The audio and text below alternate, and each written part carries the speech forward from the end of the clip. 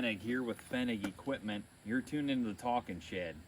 Hey, as we approach fall, of course harvest is right around the corner, but these air boom cover crop seeders are about to be extremely popular here for this time of year. They offer these in the 246 model, which is the poly hopper that you see here.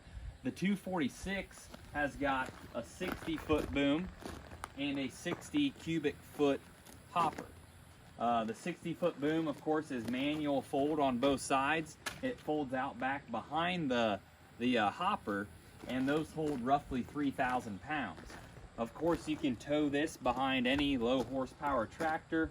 You've got two sets of hydraulics, one for the metering system and one for the fan blower to blow the seed out across the boom.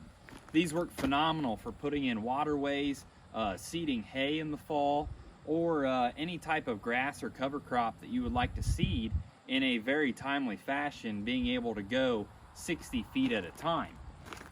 Down here we also have the 245 model. The 245 is very similar to the 46, except the fact that they come in a 50-foot boom and a 45 cubic foot hopper. So this one's going to hold somewhere around 2,000 pounds with a 50-foot boom. These are ground driven options. You can see the ground drive tire right here.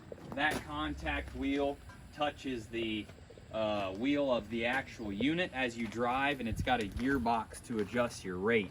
But either way, you can still go 50 feet, or if you want to go 60 feet, the 246 offers that capability as well. The 45s come with one set of hydraulics because the fan is hydraulic driven and the metering is ground drive on these. So if you're looking to cover a lot of acres this fall, no matter what you're seeding, these pull type units are extremely handy, and the most important part is we have plenty in stock.